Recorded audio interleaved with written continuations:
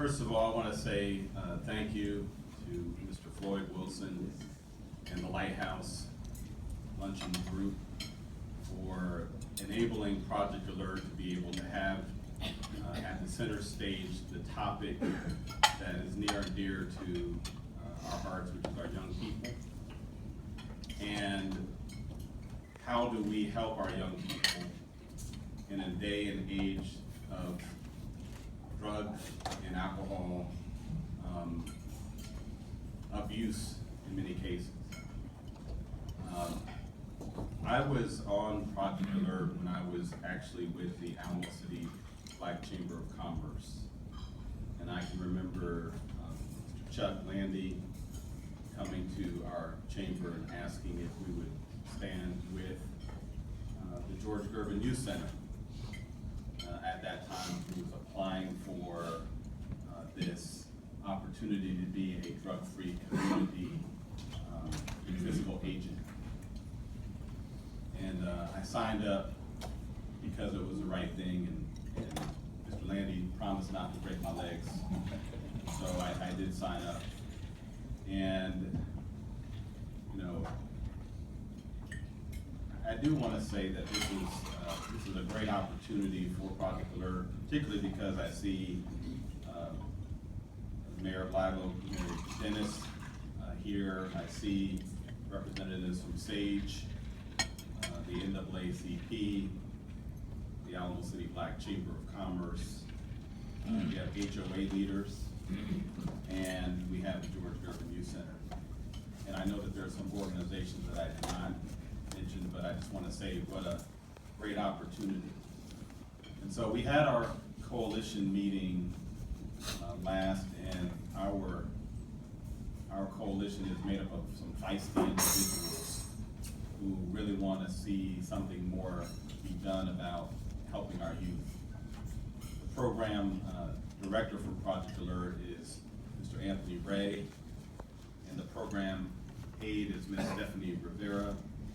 And they are the hands-on people. They are the staff that runs the day-to-day operations. I'm a volunteer. And then we have other volunteers. And then I see Selena, thank you for coming. She's contributed to the Project ALERTs moving forward.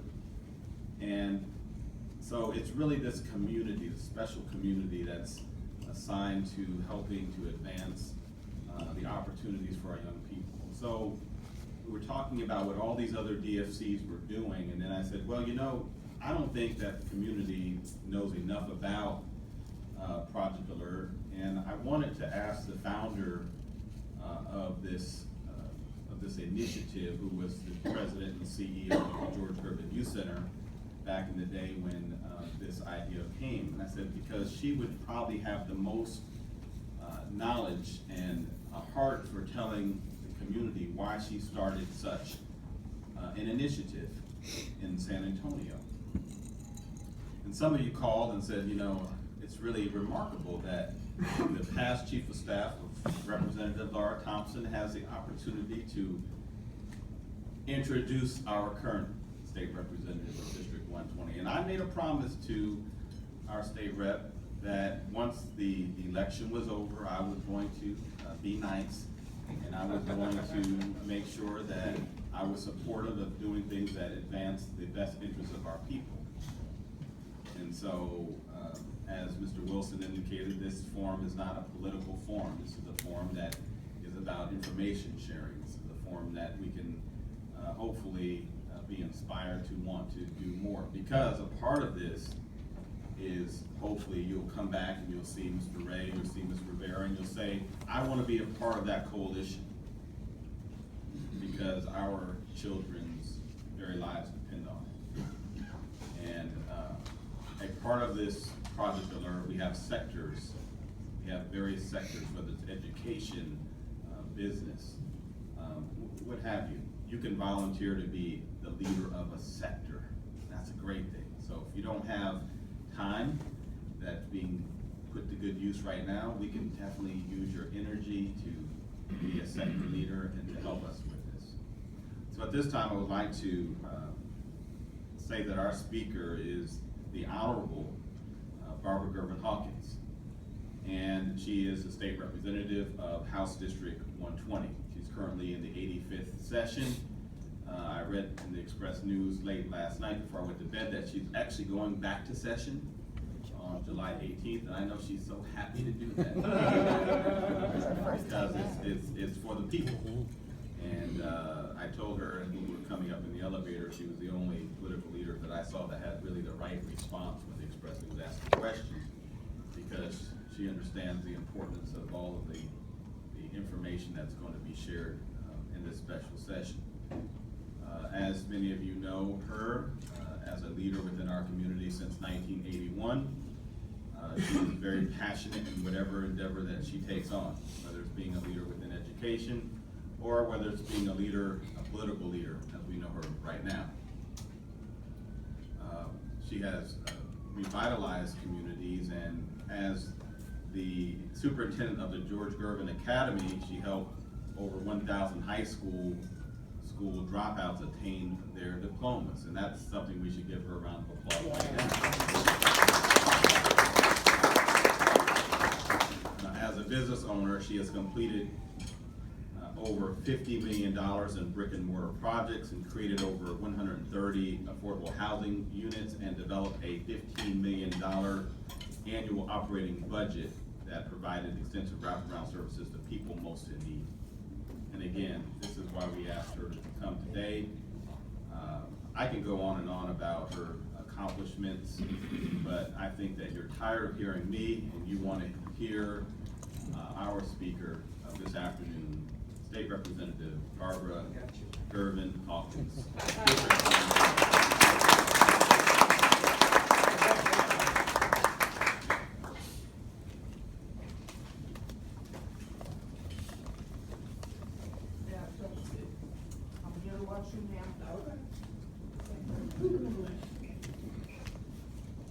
Thanks, Chris, for that introduction, and really to be here today, and all of you who are present.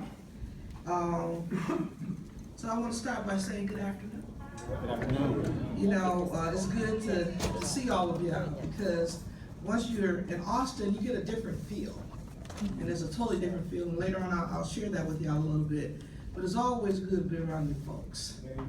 Okay, the people that you see on a daily basis, the people who are working in the community that you care about. I also want to take the opportunity to thank Floyd. I know he's been engaged in this endeavor for a long time, and it has stood the test of time, and the value that he's brought to this community in terms of information and things like that, not to mention the view, y'all. So let's give Floyd a hand. And also my affection for Frost Bank, because Frost Bank was Georgia's first bank when he first came to San Antonio. That's where he hid out when the Spurs, the Spurs stole him from the Virginia Squires, and Tom Frost and his three little boys who little at that time kind of harbored him. And when my brother came here, he was 20 years old, so he grew up here, and he's 65 now. So that kind of gives you our history here just a little bit.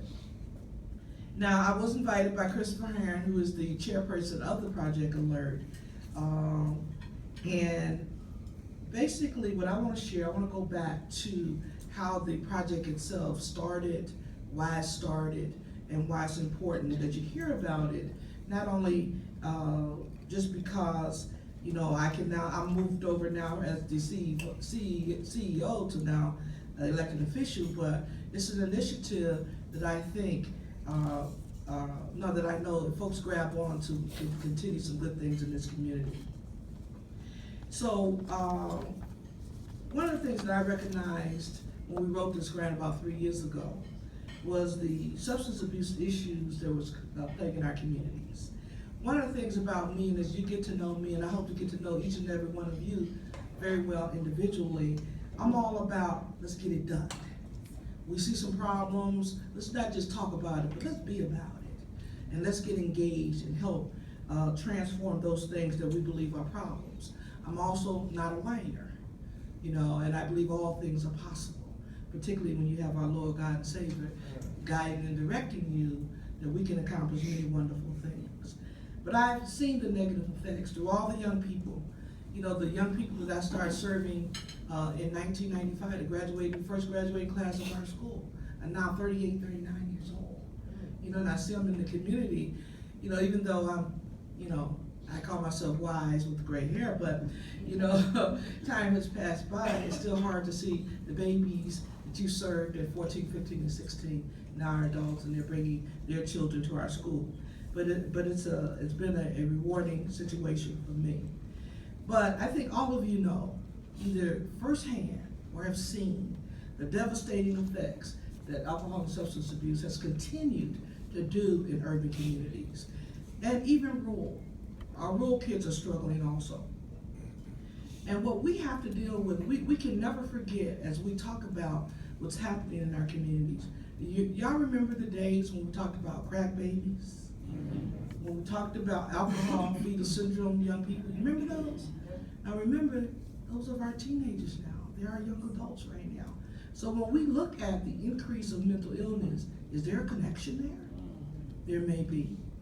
So I'm truly have been truly concerned over the years.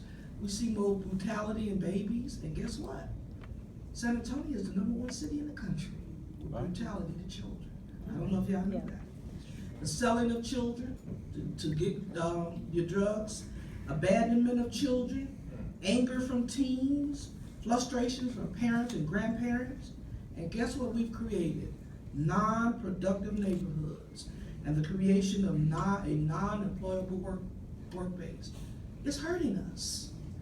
It's hurting us. And we have to get engaged to turn that around, because one thing about it, I am a true optimist in believing that we can turn this thing around. We've accepted mendacity. We've accepted this whole idea of I'm the victim. Guess what? Let's leave that alone. We're not victims. We can be masters of our own fate. We're willing to put in the work, put in the time, and put in the interest. Some of our most vulnerable communities are struggling because we haven't, what I say, joined the level of forces we need to. Now, there are a lot of people doing a lot of work, I must say. The good thing that I've had an opportunity is to go around the country, around the state, and around the city. Folks are working. Here's the big challenge though. They're working in silos. And I think y'all have heard this statement. Together we stand, divided we fall, okay? So we've got to stand a little closer together as we're doing our programming and making sure that we can address the critical issues at hand. So Project ALERT, the main goals is to reduce alcohol and substance abuse in our communities. But this is a new strategy. Most of the time when people think of strategy, they think of people doing programming. Well, this grant is $125,000 a year for 5 years. And it could go on forever if we're able to accomplish all the things that we need to do. So, it's a new strategy in a sense that is asking to put together a sector coalition. And in the sector coalition, the goal is to change the environment, not through counseling of an individual, not through giving someone a sterile needle, not through the one-on-one. What it is a big picture look. So what the coalition's goal is to go into the community and say, guess what? We've got 4 liquor stores on one corner and a payday loan in the middle, what I call the traps of the poor, okay? And so how do we make sure that our families are not falling prey to those things? And so the whole idea of this coalition is to change legislation, city ordinances, to work on these areas. Again, it's not tied to the individuals, it's tied to the big picture. And that is what makes this program unique and different. And that's why the various sectors involved. So in terms of having the youth involved, in terms of having parents involved, in terms of having the business community, the media involved, because a lot of what we're dealing with, y'all, has to do with messaging. Maybe y'all know that. You know, the subliminal messaging says, and so we've got to get the right subliminal messages out there. We've got law enforcement involved, we've got religious groups involved, civic and volunteer groups, healthcare, and other organizations who are interested. So hold up your hand, Anthony. Anthony Ray is the program director. He needs your help. So that when you see seedy things going on in your community, pick up the phone and call Anthony and say, I'm concerned about this pocket of behavior. Does this work? It does. It's a national model. But it takes people from the community letting us know that indeed here's an area of concern. And I want to get involved, and my involvement will be part of giving ideas, strategies, and recommendations for change. So the overall goal, as I stated earlier, is the reduction of alcohol and substance abuse among youth and adults, and to really stay true to those efforts. I think staff has done a great job so far in making sure that we're out there and we're out in the community, but they can do more, but they can only do more with your help. And so how do you help? First of all, I like to step by step. I'm educated by trade, so when y'all leave here, we're gonna call this Help Lesson 101. And Help Lesson 101 says you're gonna pick up the phone and you're gonna call Anthony Ray or Christopher Herring, and you're gonna say, how can I get involved? This is an interest of mine, as well I've observed some pockets of trouble in my community, and I want y'all to help me target that area. That's what you do. Then you start coming to the meetings, giving your input and your ideas, and they're open for all the ideas that we can have. And we don't just want to do dog and pony shows, but we want to do good info sessions, and we want to target. So if we've got stores that are, and you know, some of these stores are peddling drugs out of, they're under the auspices of the local, you know, I call them the stop and go get it, but the stop and goes, basically. And we need to shut that down and let them know this can't happen in our community. I think most of you are clear that engagement is critical. And in terms of the program, naturally I can stay here and give you my whole 25-page narrative, but I'm not gonna bore you with that. What I'm gonna ask for you to do is, after this meeting, when you have time, get on the phone and call the leadership so that you can get engaged. Now, what I do want to talk about, and I know this is not a political gathering, but I would be remiss not to talk about a little politics. You know, I think it's important, and the message I want to give related to the program, politics is the game changer. I want to say that again. Politics is the game changer.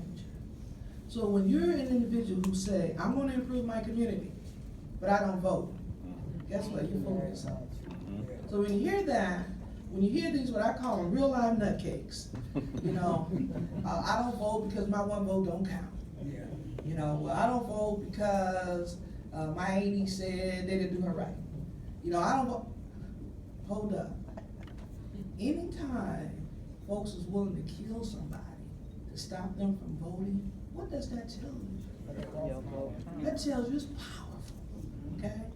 And being in the State House, one of 150 legislators, has really been a surreal experience for me, because it has been one of those opportunities that I've been led to, because it is the place that we can begin to change life. So for my probation people and those folks that are interested in law enforcement, one thing about it is our great United States have finally admitted they've done a poor job in law enforcement, okay? So this session, we passed a $2.5 billion budget add-on to mental health. We know that 25 to 30% of the folks that are incarcerated are suffering from mental illness. And you can only arrest that activity away for so long, but it's really not doing anything when you gotta let people back out on the streets. That's one thing, okay? The other thing that we're looking at is, how do we strengthen our whole public education system? Now, I know y'all heard the word choice. I had a great opportunity 2 weeks ago to go to Washington, D.C., or it may have been longer, the week of the shooting. I was in Washington. I'm glad I wasn't out there on the, you know, the baseball field, but I was in D.C. at that time, okay? And one of the things that we were doing a Capitol tour to let our congressional people and our senators know, let's define what choice means. Because a lot of people think choice is charter schools. A lot of people think choice is vouchers, okay? Well, in the realm of the big picture, is speaking of vouchers. We do not need vouchers, y'all. I'm letting y'all know that up front. And here is why. okay? Public education is underfunded as it is. So can you imagine adding to the line item additional kids to what I call the denominator and no money to the numerator? That's a problem. So public school's gonna hurt anymore. I believe, not because I started a charter school, but I believe charter schools was the answer because it has accountability. So when I look at defining schools, again, there's a teachable moment here. Traditional public and public charter all fall under the public realm, all with regulatory responsibilities. That's what we need. When we talk about vouchers, have anybody described to you what would be the accountability measure? Not only that, what they're talking about is that if you take a voucher, or if a family take a voucher for its kids, and they misuse that money, that parent now can be charged with a criminal offense. So can you imagine hungry mommy and daddy who says, I want a voucher because I'm gonna homeschool my kid, and they happen to have 9 of them? What do you think is gonna happen? Not to mention, can everybody be a good homeschool teacher? I don't think so, okay? So we are opening up a can of worms that I think would be devastating to public schools. Similar to when we got rid of vocational training. Do y'all remember when we got rid of vocational training schools? Whatever idiot did that and set us up for a shortage in plumbers, electricians, HVAC people, we can't even rebuild our cities. Because even my sons are, what, 30 and 33 now, right? As soon as they get a flat tire, Mom, you got the AAA car. I want to say, hey, look out, go change your own tire. I do have the AAA card, but I want you to know how to change your own tire. But our youngsters don't even know how to do that. They don't know a flathead screwdriver, from an Allen wrench, okay? The things that we knew how to do. And we've got to get back to some of that. So, as I get back here on July 18, when we go back to the specials, there's 20 items that the governor is looking at, okay?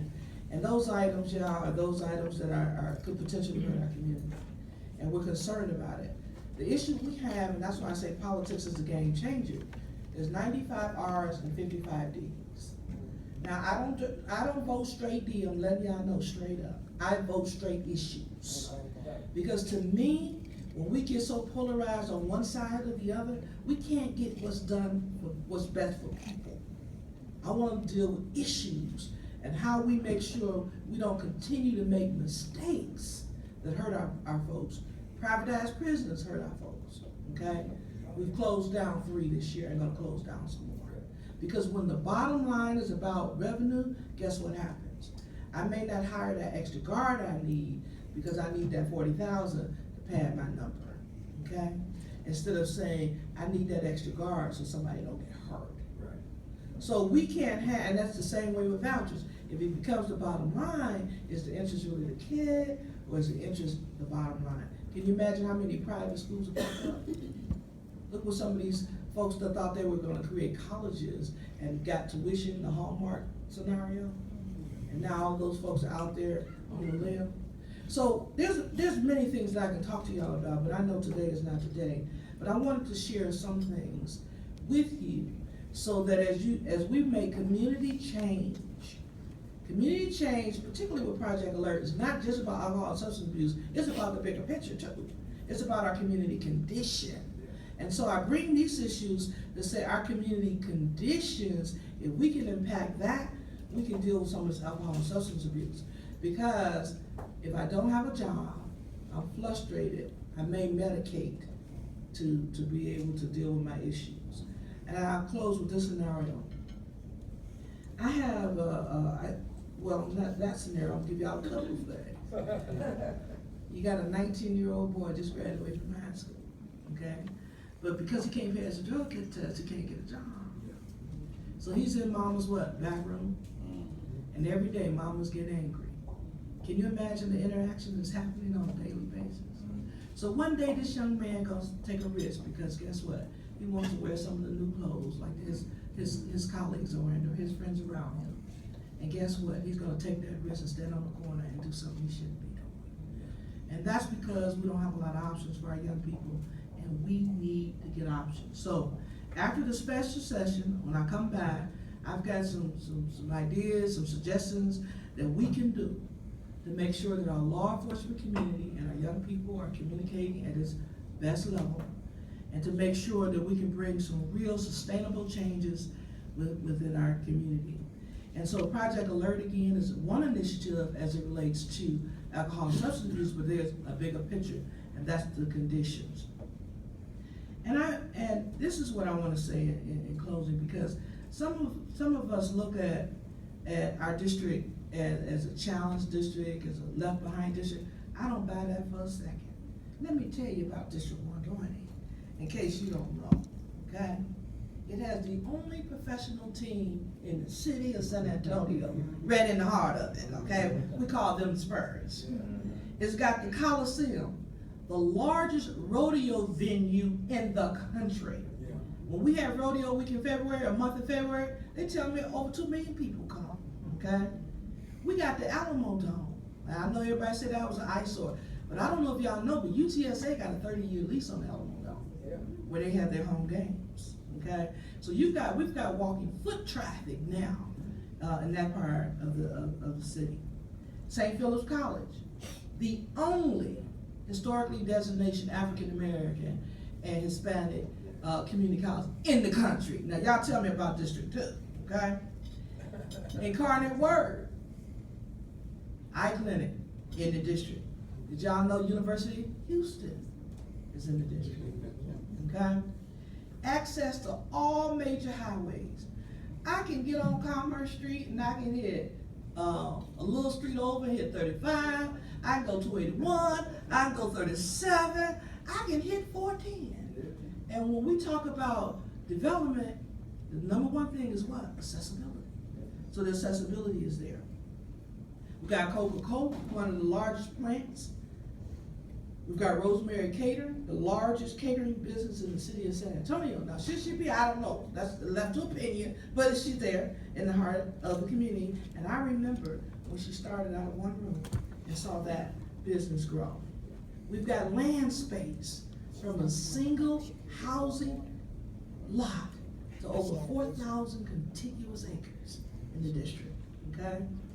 Now, here's the greatest news. We got Fort Sam, the largest military installation in the country, okay? If you go for any military training, where you gotta come through in most cases? Okay? We got Bamsey/Samsey, one of the best health facilities for military in the country, all right? We got an African American County Commissioner for the first time. We got a African American City Councilman, African American State Representative. Are we victims? I don't think so. We have great people in this community, whether you're African American or not, who want to do great things in this community. It's up to us right now to pick up the gauntlet, take advantage of our assets, and do what we need to do. And that's what I want to help. And so, Christopher, even though in the paper, I was the one who said, forget holidays, forget vacation, let's go back to work. I want to get back to the community and begin our work as we began to really transform our community into what we want it to be. And when I say our community, I'm not just talking about the east side of District 120. I am talking about communities all over the great city of San Antonio. When property values went down, when land went, the housing boom happened, or the housing debacle happened, what happened in San Antonio? We still stay strong. So we are in a place to be proud of. And what I don't want to see it happen, it's like my hometown, Detroit, Michigan. Detroit, Michigan, I went there, it looked like a third world country. And as we grow here, we're gonna have growing pains. We're gonna have people coming to this city who think they can get away with certain things, right? And we've got to stop that. We've got to get in front of it, and we've got to provide the leadership to make sure that our communities are not devastated by the potential of the growth, and we've got to make the growth happen. So with that, I'll say thank you for having me here, and I will be happy to answer any questions that anybody may have.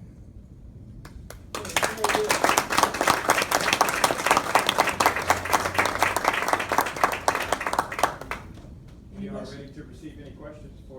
right, from the floor at this time. Back there. Hi, I'm Jason Mims, and I'm a product of Sam Houston High School. So my major interest is Sam Houston sitting in District 120 and having champions at the state level and the county level and the city level for academic excellence on the east side.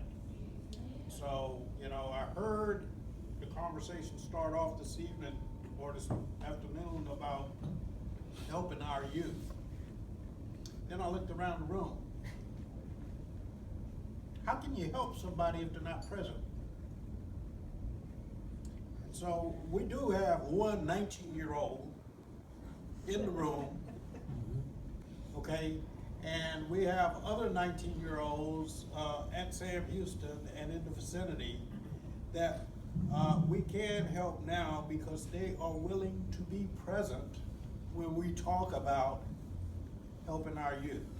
So I appreciate your efforts to add to the conversation about academic excellence on the east side and helping the youth who can go somewhere and are already doing great things. Thank you. And I think, Mr. Mills, and I've seen your work, and I think it's great work. The issue we also have that we can't forget about either is transportation barriers and moving people around. And so our young people, there's a lot of young people that need to get engaged and get involved. But we've got to create a venue and ways to help them move around. And I think that's one of the things. I'm seeing a couple of young folks here, and I'm glad to see that. And I believe in young people tremendously. I've mentored quite a few. And I think that what we've got to do is just a greater effort in making sure as we do things, we include our young people. And we've got to get that word out. So thank you for your comment. Barbara, as a compliment to that, last month we had a feature of Sam Houston here. We had all the graduates that we introduced them, that were getting scholarships and talked about where they're going. We do it every summer that it happens. The Lighthouse has done that, and all the family, this room was full with family, moms and dads and kids that were here, and we honored them for that, and we do that. Amazingly, the education is one focus. These guys have scholarships, but amazingly, they don't get exposed to these kinds of venues on a regular enough basis. And they go off and, you know, I remember sitting at a table with about 5 or 6 forks in it, and I thought, how many people are we trying to feed out of my plate? I did not know the difference between an eating fork and a side fork, right? Those basic things. And so transportation, time, energy, and effort, we do need to get them there. So thank you for your program, and thank Brother Mims for his efforts as well. And we are focusing on our young people, and if we need to do more, then we know about that. No doubt about it, Floyd, we need to do more. And I think we can do it, but we've got to do it naturally in an organized fashion. My hope is, and I'm gonna give you a little tidbit of when I come back and what we're working on, is we put together a 5-year strategy. And within that 5-year, every year, we have our goals. And we make sure we hit our benchmarks in terms of our goals. And a lot of it is focused around young people as we pass the baton. When I first met Floyd Wilson, he had a big afro, and all his hair was black, and mine was all black too. I need some of that to fill that ball spot that you're doing there. So times are changing, and it is time to pass the baton, and we've got to get our young people engaged. So there's a lot of work we have to do. I'm counting on our faith-based communities tremendously to get engaged. Floyd, we've got 2 churches included in the bond. This time who's going to build community centers, outreach centers, and what we call the heart of the district. And the Mount Zion, raise your hand, the Mount Zion reps are here, and they're looking forward to how they can reach out in the community in a bigger and better way. And then we've got Greater Love, and we want to replicate that model around the district, particularly that has the greatest need for young people so they can walk to services. You know, again, transportation is a big barrier for us. But if our young people can walk to services and walk to that somebody who can help them, I think that's most important. You got a question?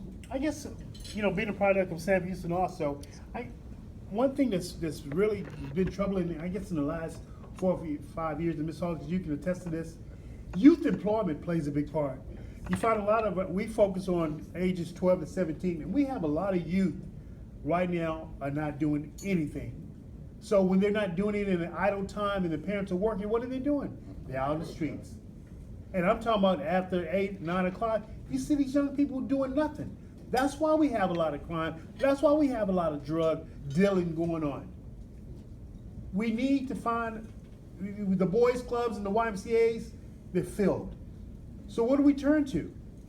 But we have to find another way to keep these young people moving around during the summertime. Well, I think one of the sectors y'all can add to Project ALERT is workforce development. You know, workforce development got money and they've got initiatives. Again, we've got these silos going on. Yeah. And we don't have people at the level that have resources communicating with the people who need the resources. I'll say not communicating enough. There's some communication.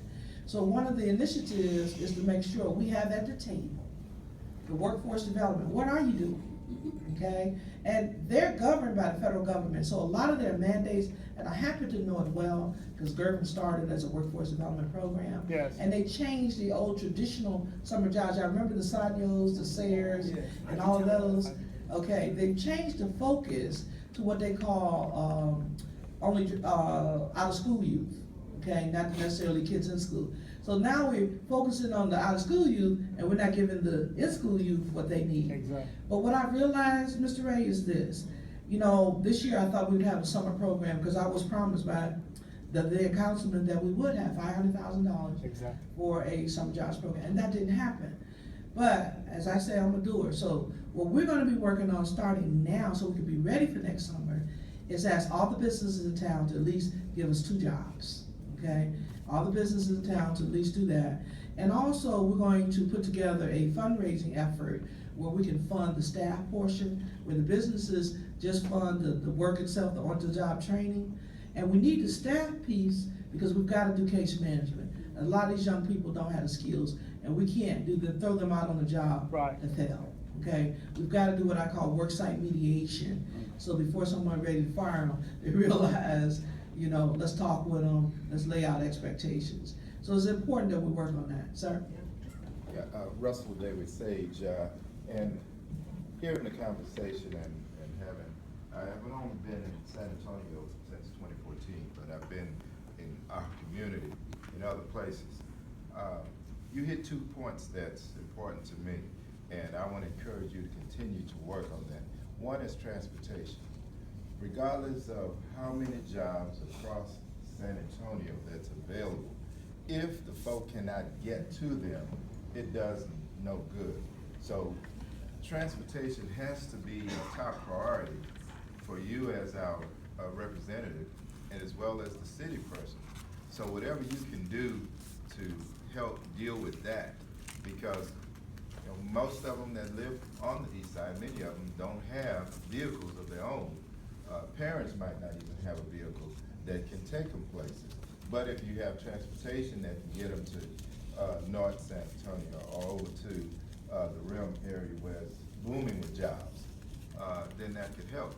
The other thing I think that we have to also look at some self-sustaining situations, that we can't always look for somebody else to come and bail us out, even though they pay taxes and they should come and do what they have to do from a political standpoint. But many of our churches in the community has to look at ways that they can be more involved in providing opportunities for these young people that attend their church. Have a couple of jobs at your church during the summer. You might not be able to help everybody, but you're gonna help some. And just think about, we have about 4 or 5 churches on every corner in our community.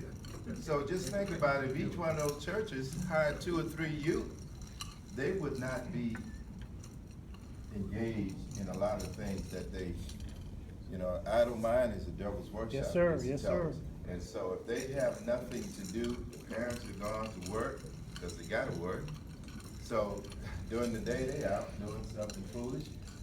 So I think we gotta look at some opportunities where we step up. Well, that's gonna lead me to the grant that y'all have with the new program, capacity building. Yeah. One of the things we must never forget, y'all, you have to have capacity to do these things.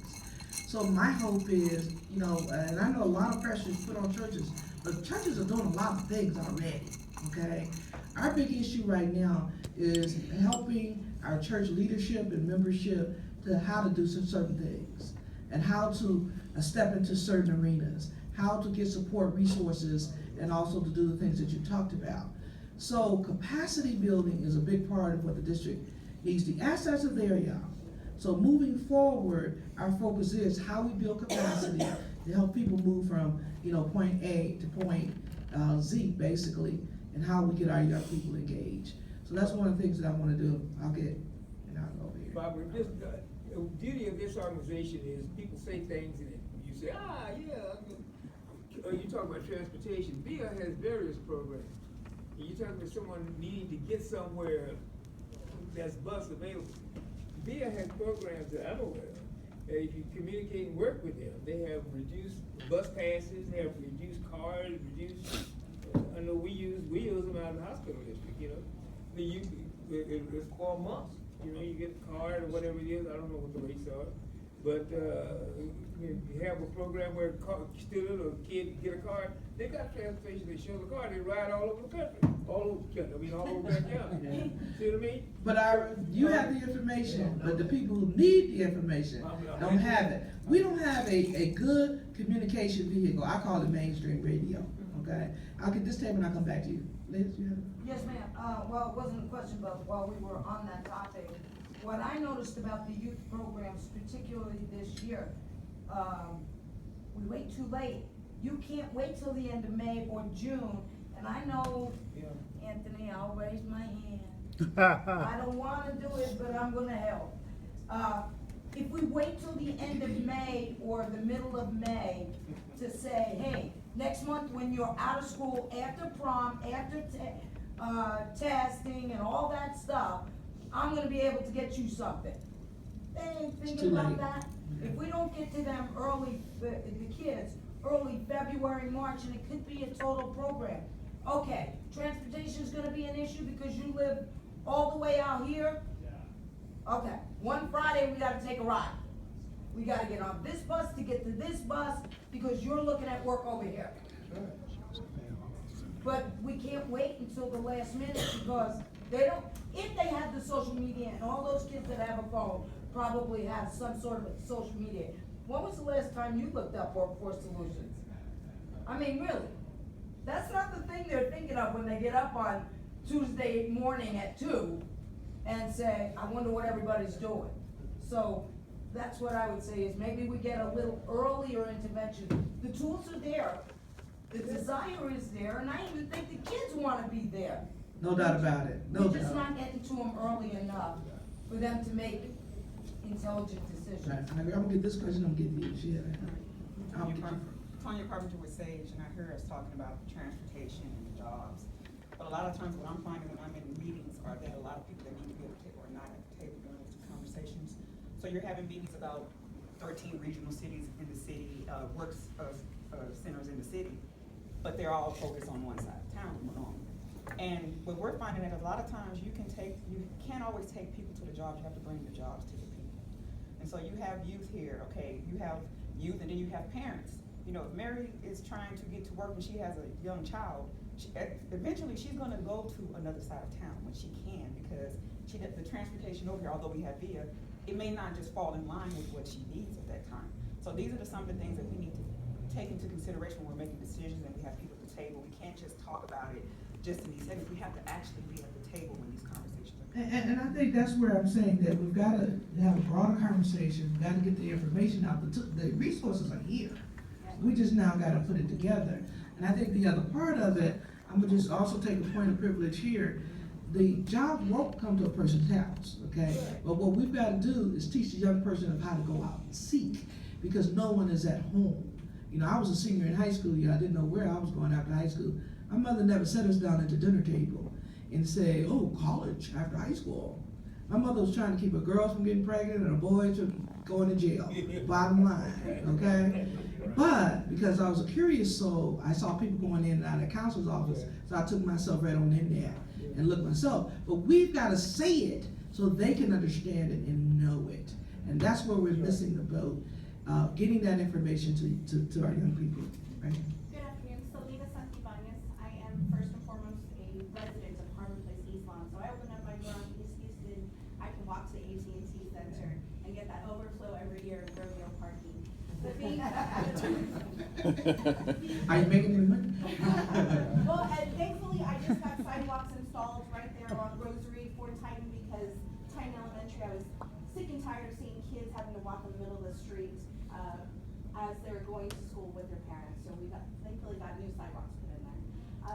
One thing I have observed and noticed throughout these past couple of years is the communication key, the component to that. East side is a 90% food desert, so that means you have to go to the food source, which is the HEB on East Houston and New Braunfels. With the majority of people not having access to internet as well as computers on a regular basis, I would like any assistance to carry on that conversation so that we can maybe disseminate that communication there at HEB or wherever else, so that we can get the information out, because the people that we're seeking to serve as a community, they're just not receiving that information. And so I feel like if at the HEB, where all of the individuals, the residents within that area will access their food, it's also a good way to display that information, the various servicing products. If you go to a Whole Foods or Trader Joe's, they have bulletin boards that host their community. But for us, it is more of a need, not a want. How do we disseminate and get that information out to the individuals that don't have internet or computer access? Right, well, I'm gonna play a little devil's advocate for you. I think you're right, and I like that idea, and Mr. Ray, you need to write it down. Dissemination of information at the food stores, at the pawn shops, and at the payday lending places and all that, see if we can post some stuff. But I think the other part of that is, if most people, you have a posting, they won't read it. And so we may have to ride around in some trucks, some ice cream trucks, with some messaging going on. Because very few people I know that go to HEB go to the bulletin board and really begin to read a lot. So we also have to look at our demographics and what our demographics will respond to. So some trash newspaper, they may respond to that, so we may have to add a little of our messaging into the trash newspaper. So we've gotta be a little creative in what we do, but I agree with you, the lack of information is hurting us. My name is Marilyn Lopez. I'm the Assistant Chief for Bexar County Adult Probation and Residential Services. So that's, we have a capacity of 300 residents that are all sent to us for substance abuse and mental health and substance abuse. And they're all sent to us by the courts.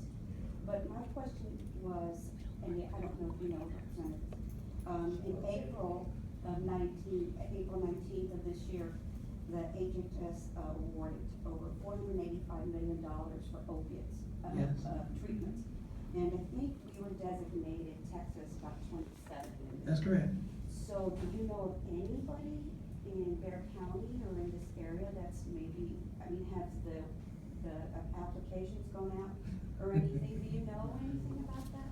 I haven't heard, but I do know that outside of addressing the issue of substance abuse, the other problem is that it's about providers. There is a lack of providers. There is shortage, there will be shortages, and there are shortages of LCDs.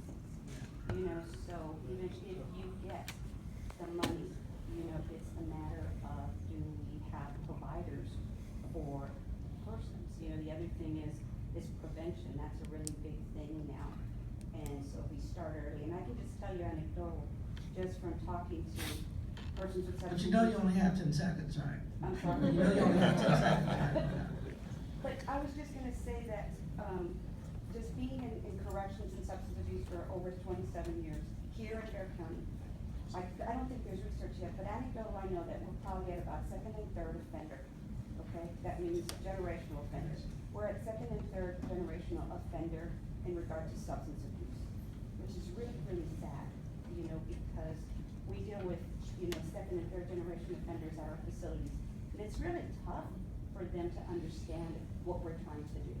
Well, let me answer your first question first. The money is there, okay? The state has not, here's the big challenge y'all have, and that's why when we talk about politics being the game changer, the feds are saying they wanna give block grants to the states. So what that means is more politics involved in the resource pool. Because if you've got a certain ideology going on from state to state, what are you gonna have? You're gonna have a mishmash in terms of how you make things happen. So there is no RFP out now, okay? Because even the state of Texas add additional monies for the whole opiate thing. But my biggest concern is that that money is gonna go to insurance companies, and it's gonna not get to the streets like we need it to. For me, you know, whether Haven for Hope is considered a great thing or not, I don't know. But also I know that the community-based support is important, those smaller group home type environments, to be able to help people and help them live right is important. But what y'all can do here though, and this is what's important for your organization and hopefully working with Project ALERT, is design a program for San Antonio so that I can be the champion for that and sit in front of the governor and the lieutenant governor and speaker of the house and say, here's what my community believes is the way to handle our portion of the money. If we don't say anything, we're not gonna get anything.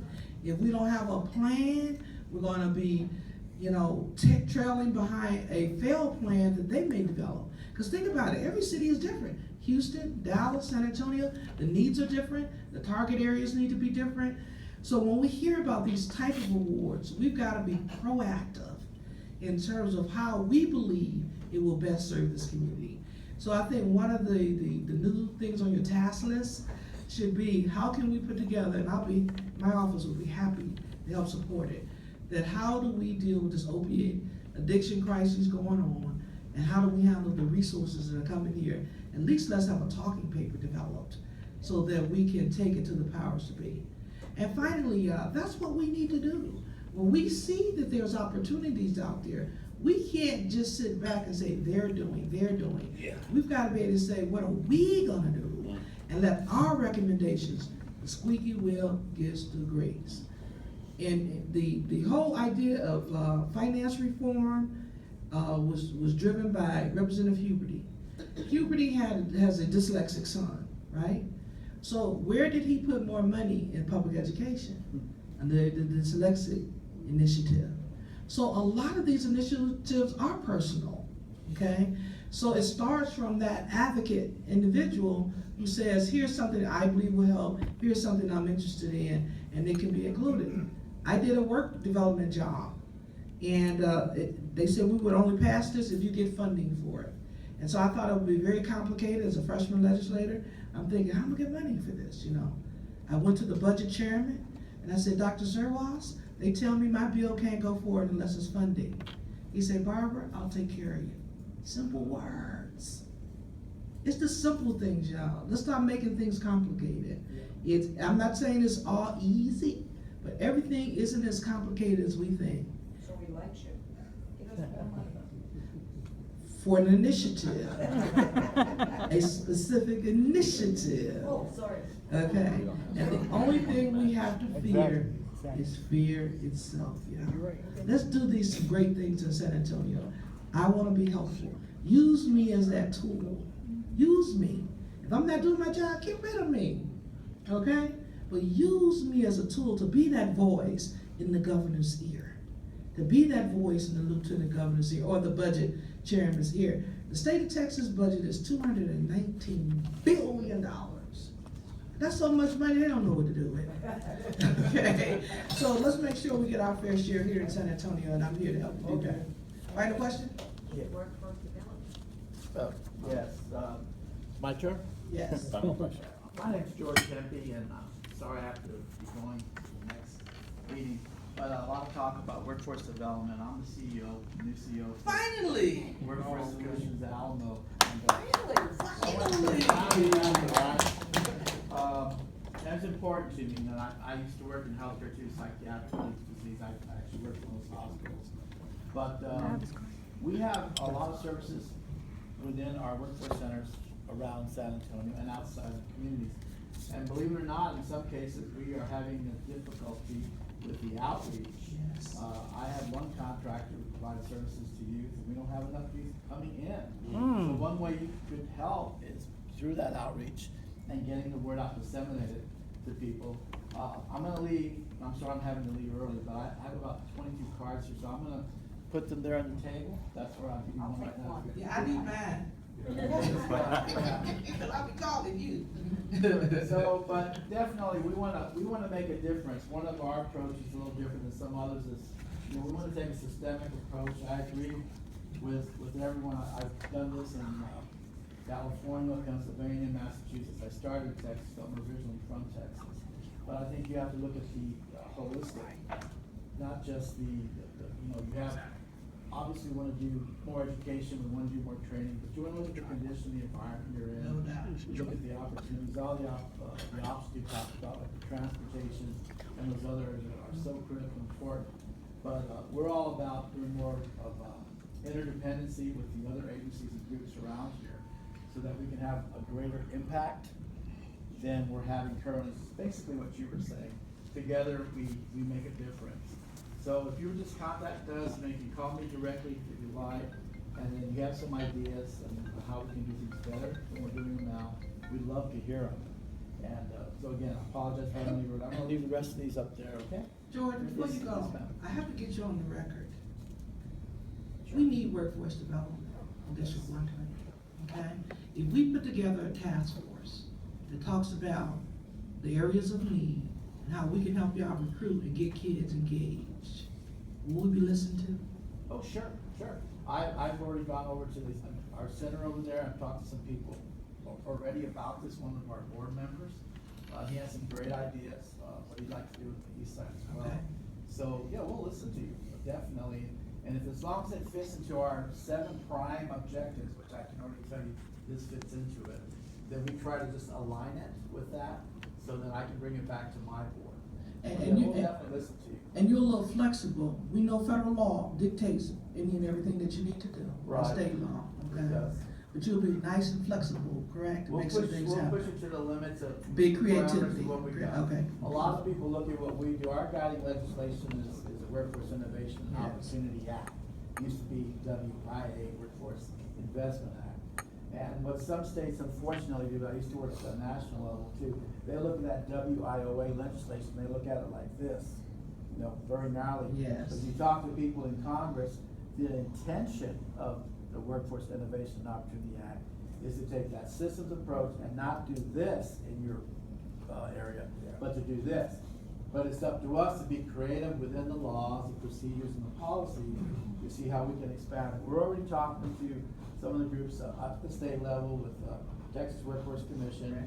We have some ideas. Just give you an example, a lot of kids, they come out of school and then they say, well, I want to do some post-secondary training, whatever, to get a certificate or something, and they drop out. A lot of times they weren't prepared properly prior to going in. They drop out, and where do they end up? They end up in a black hole, right? I mean, nobody knows. Some go home, some flounder around, some might get lucky to find a job. But what we're gonna do, one of the things we're talking right now is create a pipeline where we move them through the pipeline, through the workforce centers, those that have dropped out, with organizations from different industries that agree to interview and hire them and help them get back in school. That's something nobody else is really doing, but we're talking about it already here. So those are the types of measures that are game changers, and so any input we can get from all of you, because you all know best, you know the pulse of your communities and where you can make the difference. So that's why I'm here today, is to hear, listen. I appreciate everybody's participation, we learned a lot. And while you're writing your budget, I'm gonna commit $100,000 for y'all to match for $100,000 next summer. We've gotta have some jobs in this district. Wow. So That's what I'm talking about. Gotta have it. That would be great. We're working with the food bank, which by the way is a great organization here in San Antonio. And they're also looking at some unique strategies for workforce development with the community as well. And they're saying that for every dollar we put in, they can put in like 10 different contributors. Yeah, but I'm saying $1. Oh, yeah, no, I got you, $100,000, I'll take that. Thank you very much. Thank you. I gotta go. Thank you.